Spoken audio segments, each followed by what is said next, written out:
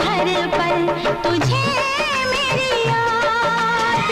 ये चांद कोई दीवाना है, कोई आशिक बड़ा पुराना है। दोस्तों, बॉलीवुड में ऐसे बहुत सारे एक्टर और एक्ट्रेसेस होते हैं जो कि अपनी डेब्यू फिल्म से ही लोगों के बीच अपनी जगह बनाने में कामयाब हो जाते हैं और खुद को एक स्टार के तौर पर स्थापित भी कर लेते हैं। मगर बहुत कम ऐसे एक्टर और एक्ट्रेसेस होते हैं जो बॉलीवुड इंडस्ट्री में स्थापित हो पाते हैं और धीरे धीरे ऑडियंस उन्हें भूल जाती है, जैसा कि हमने बॉलीवुड में कई एक्ट्रेस और एक्ट्रेसेस के साथ होते हुए देखा है।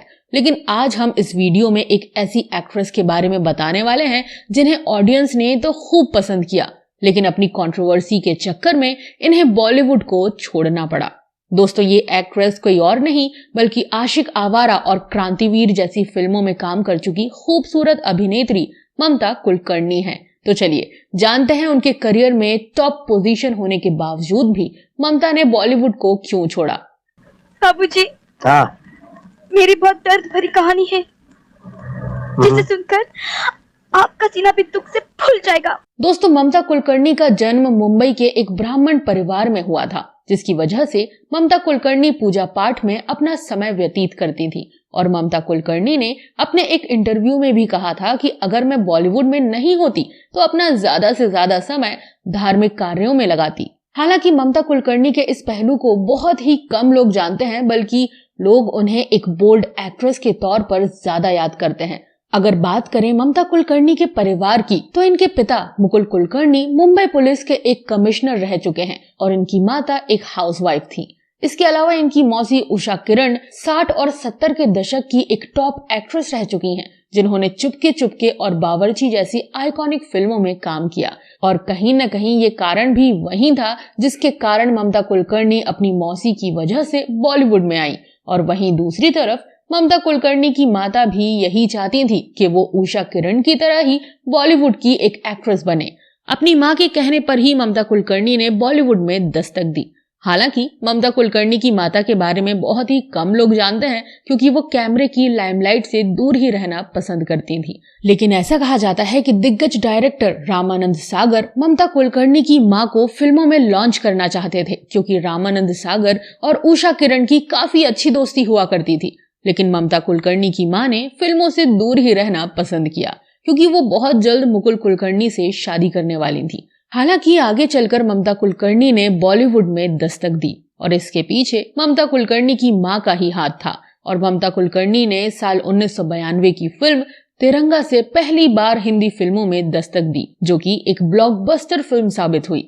मगर साल 1993 की फिल्म आशिक आवारा से इन्हें पहचान मिलनी शुरू हो गई और ये पहली फिल्म थी जिसके लिए ममता कुलकर्णी को लक्स न्यू फेस का फिल्म फेयर अवार्ड भी दिया गया। इस फिल्म में ममता कुलकर्णी के ऑपोजिट अभिनेता सैफ अली खान नजर आए थे, जिन्होंने इससे पहले फिल्म परंपरा से बॉलीवुड में दस्तक दी थी। इस तरह से सैफ अली खान और ममता कुलकर्णी की फिल्म आशिक आवारा इनके करियर की दूसरी फिल्म थी। इसके अलावा सैफ अली खान को भी इस फिल्म के लिए बेस्ट मेल डेब्यू का फिल्म फेयर अवार्ड दिया गया था।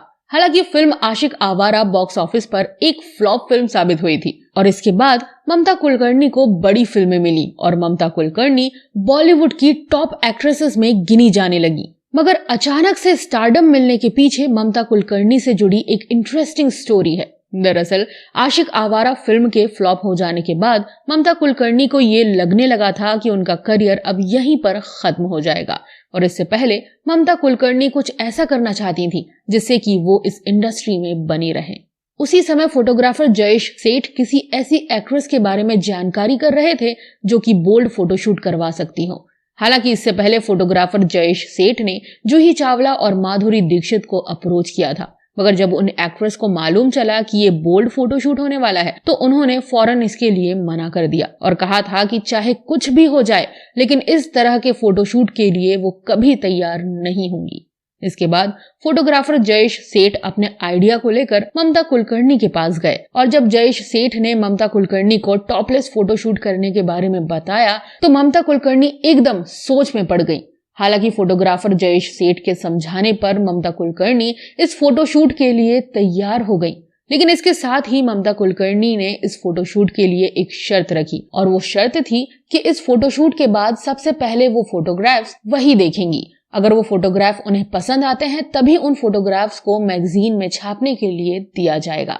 और ममता कुलकर्णी की इस शर्त को फोटोग्राफर जयेश सेठ ने मान लिया और फोटोशूट के बाद सबसे पहले ममता कुलकर्णी ने ही इन फोटोग्राफ्स को देखा, जो कि ममता कुलकर्णी को काफी पसंद आए। इसके बाद जयेश सेठ ने इन फोटोग्राफ्स को स्टारडस्ट पत्रिका के मुख्य पेज पर छपवाया, जिसके बाद Mamta Kulkarni top of the town बन गई और हर जगह इनके टॉपलेस फोटोग्राफ्स के बारे में बातें चलने लगी। और जब ये मैगजीन मार्केट में आया तो लोगों ने इसे काफी ज्यादा खरीदना शुरू कर दिया और कुछ ही दिनों में स्टारडस्ट पत्रिका की सारी कॉपीज बिक गईं, जिसके बाद ममता कुलकर्णी लोगों के साथ साथ फिल्म इंडस्ट्री की भी इन डिमांडेड एक्ट्रेस बन गईं और बड़े बड़े डायरेक्टर और प्रोड्यूसर इन्हें साइन करने के लिए आने लगे, जिसमें राकेश रोशन और राजकुमार संतोषी जैसे बड़े डायरेक्टर शामिल थे।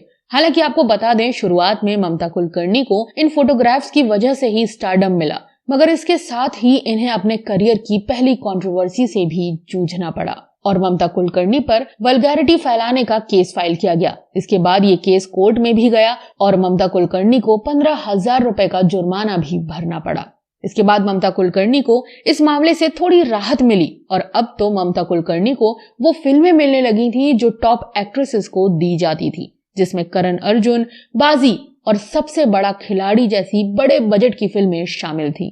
लेकिन इसके बावजूद भी कंट्रोवर्सी ने ममता कुलकर्णी का साथ नहीं छोड़ा और इससे ज्यादा इनकी कंट्रोवर्सी तब सामने आई जब ये फिल्म करण अर्जुन की शूटिंग कर रही थी और इन्होंने सलमान खान और शाहरुख खान पर ये आरोप लगाया था कि ये दोनों मिलकर मुझ पर जोक्स किया करते हैं, जिस वजह से मैं काफी नर्वसनेस महसूस करती हूँ। मगर शाहरुख ने ये सब गलत बताते हुए कहा था कि ममता कुलकर्णी ने अपना नाम कमाने के लिए ये सब कहा है, क्योंकि फिल्म में उनके लिए करने के लिए कुछ खास नहीं था।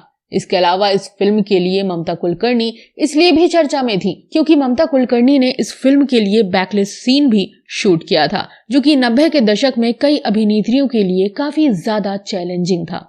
इसके अलावा ममता कुलकर्णी बॉलीवुड की उन एक्ट्रेसेस में शामिल हैं जिन्होंने बॉलीवुड में काम करने से पहले तमिल फिल्मों में काम किया था, लेकिन तमिल में अपनी पहली फिल्म ननबर्गल करने के बाद ममता कुलकर्णी बॉलीवुड चली आई थी। हालांकि ममता कुलकर्णी ने अपने एक इंटरव्यू में कहा था कि तमिल फिल्म करने के बाद इन्हें वहां से तकरीबन 60 फिल्में ऑफर हुई थी, लेकिन उन्होंने उन सभी फिल्मों को ठुकरा दिया और बॉलीवुड की तरफ अपने कदम बढ़ा लिए। और अपने इस डिसीजन को ममता कुलकर्णी अपने जीवन के सबसे बड़े गलत डिसीजन में से एक मानती हैं, क्योंकि उनका कहना है कि बॉलीवुड में बिताया गया टाइम मेरे लिए एक टाइम वेस्ट था। हालांकि ममता कुलकर्णी के करियर के दौरान इनका नाम कई बड़े डायरेक्टर्स के साथ जुड़ा, जिसमें एक्शन डायरेक्टर टीनू वर्मा ने कहा था कि फिल्म चाइना गेट की शूटिंग के दौरान ममता कुलकर्णी के साथ उन्होंने शादी भी की थी, मगर धीरे धीरे जब दोनों में बहस होने लगी तो टीनू वर्मा ने ममता कुलकर्णी का साथ छोड़कर अपनी वाइफ के पास ही जाना उचित समझा।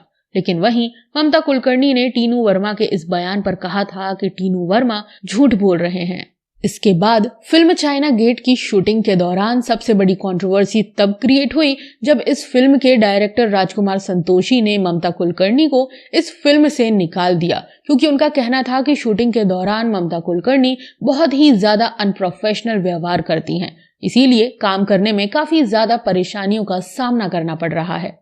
इसके बाद लोगों के बीच ये खबर फैलने लगी थी कि अंडरवर्ल्ड डॉन छोटा राजन के कहने पर राजकुमार संतोषी ने ममता कुलकर्णी को फिल्म चाइना गेट में फिर से वापस ले लिया है। हालांकि ये बात कहां तक सही है ये कोई नहीं जानता। इसके अलावा इस फिल्म का गाना छम्मा छम्मा, जो कि उस समय काफी लोकप्रिय साबित हुआ था, जिसे उर्मिला मातोंडकर पर फिल्माया गया था। और ये बात ममता कुलकर्णी के लिए जख्म पर नमक छिड़कने जैसा था कि उनके रहते हुए भी राजकुमार संतोषी ने किसी दूसरी एक्ट्रेस को क्यों लिया। इसके बाद फ्रस्ट्रेट होकर ममता कुलकर्णी ने राजकुमार संतोषी पर ये इल्जाम लगाया था कि उन्होंने इस फिल्म से मेरे काफी सारे सीन कट करवा दिए हैं, क्योंकि ममता कुलकर्णी ने उनके साथ फिजिकल रिलेशन बनाने के लिए इनकार कर दिया था। हालांकि फिल्म के डायरेक्टर राजकुमार संतोषी ने इन सभी बातों को झूठ बताया था और इस तरह से ये कंट्रोवर्सी कुछ दिनों बाद खत्म हो गई। लेकिन इस कंट्रोवर्सी ने ममता कुलकर्णी का करियर पूरी तरह से बर्बाद कर दिया था और इसके बाद ममता कुलकर्णी को छुपा रुस्तम और कभी तुम कभी हम जैसे फिल्में ही मिली, जो कि बॉक्स ऑफिस पर फ्लॉप रही। इसके बाद ममता, जो कभी अपने करियर के टॉप पर थी, उन्होंने बॉलीवुड को छोड़ दिया। लेकिन इसके बाद ममता कुलकर्णी का नाम सन 2016 में international drug mafia Vicky Goswami के साथ ड्रग ट्रैफिकिंग में जोड़ा गया, जिनसे साल 2013 में ममता कुलकर्णी ने शादी की थी। हालांकि आज के समय में ममता कुलकर्णी कीनिया में हैं और एक धार्मिक जिंदगी जी रही हैं और लाइमलाइट से बहुत दूर रहती हैं। साथ ही ममता कुलकर्णी ने अपने जीवन पर एक ऑटोबायोग्राफी भी लिखी है, जिसका नाम ऑटोग्राफी ऑफ योगिनी है। तो दोस्तों, ये थे ढेर सारे अनसुने किस्से 90s की उस टॉप एक्ट्रेस के, जिन्होंने बहुत ही कम समय में बॉलीवुड में आकर बहुत सारे चाहने वाले बना लिए, लेकिन अपनी कंट्रोवर्सी और कुछ गलत डिसीजन की वजह से बॉलीवुड से जल्द ही किनारा कर लिया। उम्मीद करती हूँ हमारे द्वारा दी गई जानकारी आपको पसंद आई होगी। वीडियो अगर अच्छा लगा हो तो प्लीज इसे लाइक और शेयर कर दें तथा हमारे चैनल बॉलीवुड फ्लैशबैक को सब्सक्राइब करना बिल्कुल भी ना भूलें, ताकि आपको ऐसी ही इंटरेस्टिंग स्टोरीज देखने को मिलती रहें।